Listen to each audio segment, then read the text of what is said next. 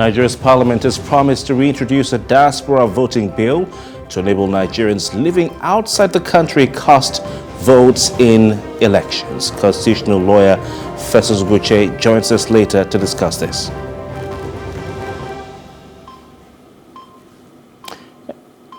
And Nigeria's Senate is insisting there is no going back on its decision to remove a council for the regulation of engineering in Nigeria from the nation's 2023 budget. What are the reasons behind this? Stay with us for in-depth analysis.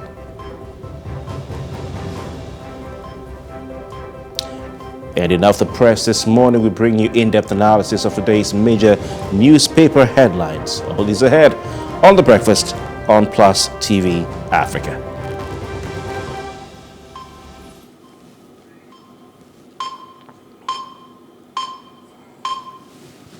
And we're back with The Breakfast on Plus TV Africa. It's a beautiful Tuesday morning, and we're reaching you live from our studios on Victoria Island, Lagos. My name is Kofi Bartels. Mercy Bopo will be joining along the line as well. Let's get into the thick of things, beginning with a look at the top trending stories in Nigeria today. Of course, first one, some pictures emerged online. Certain persons claiming on social media platforms to have been in possession of some sort of pictures or screenshots of from the INEC website showing or identifying multiple registration, of voters. Nigerians took to Twitter yesterday to express their displeasure over what they say are irregularities in the voter register released online by the Independent National Electoral Commission. Social media users pointed out that there were many cases of multiple registration, and also, the registration of persons deemed to be underage, underage-looking voters. For instance, if we can show the pictures on the screen, you'll see that we have, a certain Lawal Raufu, all right? Lawal Raufu with a date of birth 1949. Lawal appeared about 3 different times, the same name, 3 different times with 3 different voter identification number. You have, it's too long, I'm not going to go into the number, but this is just one example. And that date of birth, 1949, that's how many years ago? 59, 69, 79, 89, 99, 2009, 2019, 73, it will be 74 when the election comes around. What are the chances that you have 3 Rafał A with the same date of birth? 3 Rafał A with the same date of birth. I mean, we can go on and on to look at the other details. Another person who was found was a certain female voter, Bulu Zaria. Now, Bulu Zaria appeared 2 times with 2 different voter identification number. Another female voter, Florence O, appeared 2 times with 2 different voter identification number. You have Abubakar Aisha, a female born in 1994, appeared thrice with 3 different voter identification number. Now, interesting thing about Aisha is Aisha had not less than had actually the same picture in those 3 places, the same picture, because if you look at the voter registry, the register, you would see that the faces are shown. The faces are shown. There's a youngster called Amos Joshua. You look at the face of Amos Joshua, it looks really, really young, really young. You look at someone, Alkali Kelu, born in 1992, it looks like a baby. All right, looks like a baby. Abdul James looks like someone 9-year-old, 8-year-old child, born in 1992, was registered and given a voter's, card. It's amazing, So it's quite interesting. Abdul Hamid Maman appeared twice with 2 different VINs. The list goes on and on. There were also pictures of underage looking voters like we just talked about. Abdul James, Amos Joshua, Albert Ima, Darama Yusuf, Darama Emmanuel, Abdullahi Ham Satu, Ali Sunday, all had very, very young looks. It looks like children, like kids, In fact, there's a picture, a tweet that was circulated as well. This tweet was put out by a certain Waimi, all right, who captured what we call Pekin in Nigerian pidgin. It's a child, an underage person, not even up to 12 years old or more than 12 years old, being registered to vote. Being registered to vote by INEC officials. It looks like some part of the country, the northern part of the country. She said, just so you know, the northern population is greatly exaggerated, and INEC proved it. INEC was never independent to begin with. Child voting is a big thing up north. What pains me is how the government weaponized this for their selfish benefit. I blame the rotten system. Shoshi, as a Twitter user, has not just called into question the voter register, but even the population census that was last organized in the country decades ago, not less than almost 2 decades ago, rather. So these are questions. I mean, you can see on your screen some of the pictures there. For Abubakar Aisha, like I said, she has the same picture, just as she posts in different styles, but the same picture of at least 3 times. You can see clearly it's the same person, with the same name, with the same face, different voter identification number. How does this happen? How does this happen? Well, INEC has, of course, swiftly responded to this. In a statement by the National Commissioner and Chairman, Information and Voter Education, Festus Okoye, INEC said, quote, during the display, any person may make a claim that the name of a registered voter has been omitted, make corrections on his or her personal details on the register, raise an objection against the inclusion of any persons not qualified to vote or in the name of a dead person on the register.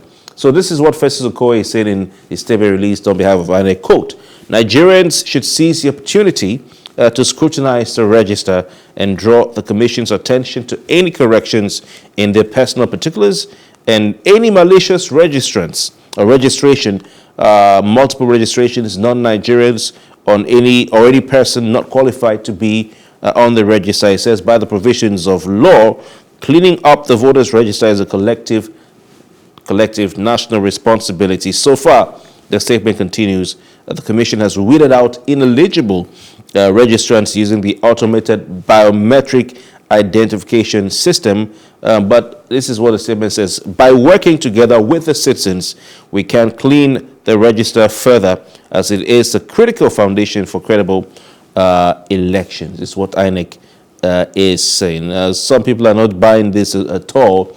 Some people feel the voters register by these revelations is clearly invalid, and that's that. But if you remember, it was just a few weeks ago that the Independent National Electoral Commission took out, a lot of names, over multiple registration, double registration. All right, 1.1 million of the newly registered voters were delisted. This was in September this year. And of course, this is what INEC announced as they also announced that they were going to be displaying the voter register for claims and objections. Precisely, they said that they found 1,126,359 records out of the new or fresh registrants that had registered between June 28, 2001 and January 14, 2022, and it consequently delisted to be invalid and subsequently or consequently rather delisted them. Some people came out to say, oh, this is all evidence that INEC is trying to take out the young people and make sure they don't vote. But we can see, I think, from the evidence that some have presented that we have issues with the voters register. But INEC needs to go beyond now using this information to say, oh, you can make claims and objections, to take what people have put online, to say, see, yes, indeed, we went to our online register, a physical register, And we saw that these names that have been, are circulating on Twitter, for instance, yes, it's true. It's true. So we want to thank those who expose this. We're not just going to delist these names. We're going to get to the bottom of this, and without wasting time. I mean, is it going to wait for people to file, or to go to INEC and say, "Oh, we want to apply. This is what we saw," or are they going to go ahead and do the needful immediately? But INEC needs to come clean, or rather come out, tell Nigerians the real situation. Let us know what difficulties they are facing. Be honest and plain with Nigerians, so that the voters and the public generally will understand where you're coming from, even help you, because it's very important. Credibility of the voting process is very important. The buy-in of the people is very important. We don't want to see voter apathy like we've been seeing in recent years. People need to come out and vote, but they will only come out to vote if they trust that their vote will count at the end of the day. I mean, you can talk about beavers from today till tomorrow, but if your mechanism cannot stop, underage voting, cannot stop multiple registration. I mean, it's meant to be biometric, for crying out loud. INEC, it's meant to be biometric, and you just said it. You have your biometric voter identification system. I mean, it's a thumbprint, right? So if you put more than one thumbprint, the system is supposed to find you. So this invariably means that something went wrong somewhere. It's either the system is not foolproof, it's not robust, it can't be relied on, and we're just all being taken for a ride. Or some people in INEC are colluding. For instance, I mean, if an underage person goes to register, what training do the INEC staff receive to help them tell if someone is 18 or not? What training do they receive? Because some of the pictures you've seen, it doesn't take anyone, even with any special training, to be able to tell this person is not 18. But this goes to the point that one of those who tweeted, raised, that the population of the country is even a big issue. In fact, population has become a weapon, a political tool. It's been weaponized for political purposes. Just something like a population. Because you need a population, proper population statistics and data to plan. You need to know people's addresses. You need to have people's biometric details. You need to have the date people were born, where they were born, and where they live. It's very important. You need to have their phone numbers. Very important. You need to know how many people are in the country to be able to plan properly, vote properly. You need to know where they are to be able to reach them in times of emergency. Now, if we had a proper, register of births and deaths, a proper, census or register of births and deaths, I mean, it's going to be very easy to know who has died and who needs to be taken out of the register. It's going to be easy to know who is 18 and not, because once you're born, you're registered. You're put in the database. You're given a social security number or some sort of identification number. That's it. And then if you're 18, you simply just go and seize my card. And they type into the system. They say, okay. So we have a long way to go. We have a long way to go. Will we ever get there in this country? I don't know.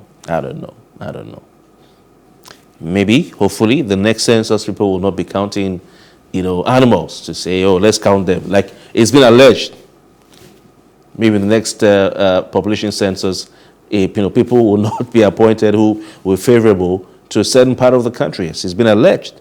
And we will see actually that the truth is what comes out at the end of the day. We are so insincere in our voters register, insincere in our voting. And even to count ourselves, we can't count ourselves.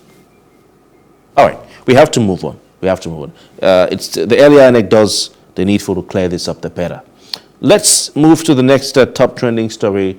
Nnamdi Kanu, court case adjourned indefinitely. In fact, the number of court cases sometimes get a bit confusing, because you have one in Umuahia, you have one in Aba, all in the same Abia state. You have, I think, a couple in Abuja. But this is a federal high court in Abuja adjourning indefinitely the trial.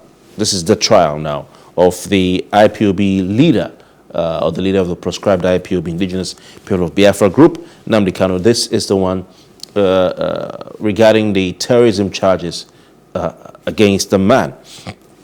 Of course, these charges were brought against him by the federal government, as we all know, and the trial judge is Milord, the Honorable Justice Binta Nyako. So once you see Binta Nyako's name is the Federal High Court of Abuja, you know that they're talking about the ongoing trial, you know, as far as terrorism-related charges are concerned. Well, the judge put off the trial in, you know, the term they use called sine die.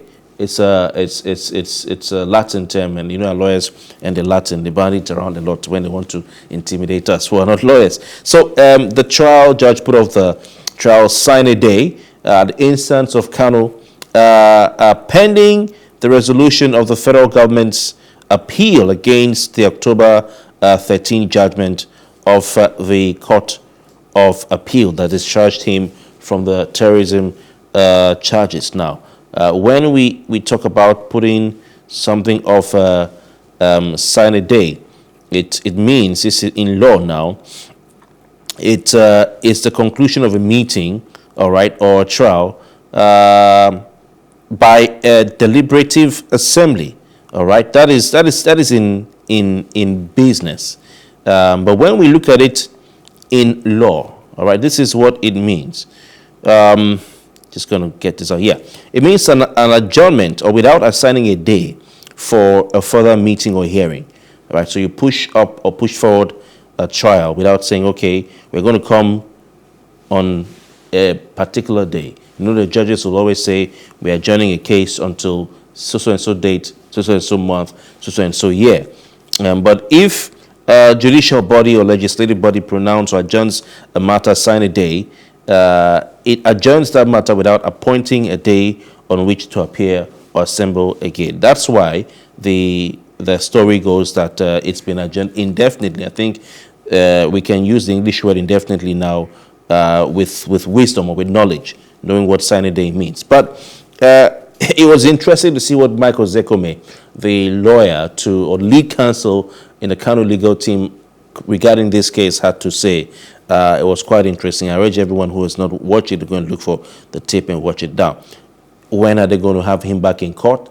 Well, as the trial judge has said, when the appeal, all right, is resolved, all right, pending the resolution of the federal government's appeal against the October 13 judgment of the Court of Appeal that discharged him. There are a lot of cases going on at the same time, you know, and it's hard to tell which one to follow. But this one in the Federal High Court has not moved on. It's not been fully determined. In fact, they're at the preliminary stages. They're the very early stages of this case. It was assumed that he'll be let go after that appeal court ruling, but it seems that rather, it was determined or perceived or expected that he will let go after the ruling that is being appealed. But it seems, of course, that the federal government had applied for a stay of execution pending the determination of its appeal before the appeal court. And it's based on this that the Federal High Court has said, okay, we're going to stay out of this case until that appeal is determined, and we will know what to do. Two other cases billed you know, for hearing before the court, but also put off indefinitely for the same reason. And don't forget, the federal government is appealing, seeking the reversal of the Court of Appeal judgment, and that appeal is pending before the Supreme Court of the Federal Republic of Nigeria. We're told that Kanu refused to appear in court on Monday. That's another, you know, interesting aspect to all of this. He didn't go to court in his usual designer wear. He was nowhere to be found. And the refusal to honor the High Court was conveyed to Justice Nyako by the federal government's counsel, Mohammed Abubakar, who informed the court that all entreaties to the man, Kanu, to persuade him to appear in court had been rebuffed. You know, he simply did not have a change of mind. And time will tell what exactly led Kanu to say he wasn't going to appear in court. You know, maybe the man is frustrated. I don't know. Maybe it's a strategy. I don't know. But until that appeal is determined, his case can't move forward. So let's see how it goes. We need lawyers to come on the program to tell us the relationship between what's happening at the Supreme Court, what's happening at the Federal High Court, and the import also, as we've been discussing over the past few weeks, of what's going on in Umuahia and Aba, and how it affects what's happening before the court of Milord, the Honorable Justice Binta Yaku. We'll leave it at that. Let's go to the next one. Don't let half salary issue degenerate to another strike, is a message being given to the Academic Staff Union of Nigerian Universities. It's the Universities Lecturers Union that recently went on strike. We have to clarify because now there are two, all right? But we're hearing that ASU saying they will embark on some sort of protest over half pay. I saw a report that said they may stay away from class. You know, is this a new strike or not? Is this a protest or not? I don't know, because some would say maybe this game in a battle of wits between the union and the federal government, they've lost, you know, because they actually called off their strike. But one of those, you know, directing a message to the Lecturers University Teachers Union happens to be the National Association of Nigerian Students, publicly called NAS.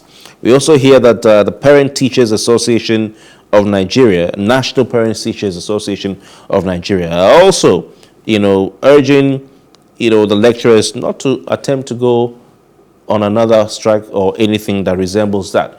But apart from, you know, having a message for the lecturers, these groups are also having a message for the federal government, asking the federal government to tread softly and not allow the issue of payment of salary of lecturers degenerate to another industrial action. The time will tell if these calls to both sides will be heeded.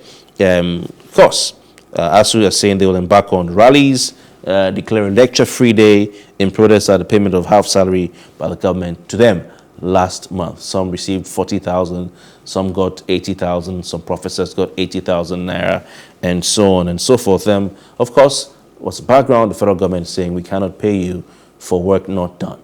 We cannot pay you for work not done. I mean, to me, ASU have already crossed the line. They have called off their strike. So, I mean, if the strike for 8 months could not force the hand of the federal government to pay them, you know, for work not done, will a work or lecture-free day, you know, will it do anything? I don't think so. I don't think so. They left the trenches. Maybe they should have stayed in the trenches. They should have really gotten the information. Are you paying us our full salary or not? Okay, sign it. Because, you know, what I know or what I've seen over the years, after every industrial action, labor will always take a paper. Government will take that and sign with a statement. Government will take that same paper, sign it with a statement. They will release it to the press like we, and they will publish it for you all to see. Or you see it on social media. So where is the paper that they both signed after this strike was called off? Or did ASU end up scoring an own goal? It's a question we have to ask. Did they sign a paper? Can anyone tell me? Okay, I don't know. But if they did sign, then of course, I mean, federal government needs to stick to that agreement. But we all know that this government is also the business of not respecting agreement. So maybe ASU should have gotten concrete, you know, concrete assurances about the conditions, you know, before going back to the classroom. Did they are calling off of a strike? Will it amount to scoring an own goal? Only time will tell. I'm sure we'll see a lot of own goals in the forthcoming World Cup. My name is Kofi Bartels. Mercy and I will be back in a matter of seconds or minutes to get into what the papers have to say this morning. Please stay with us.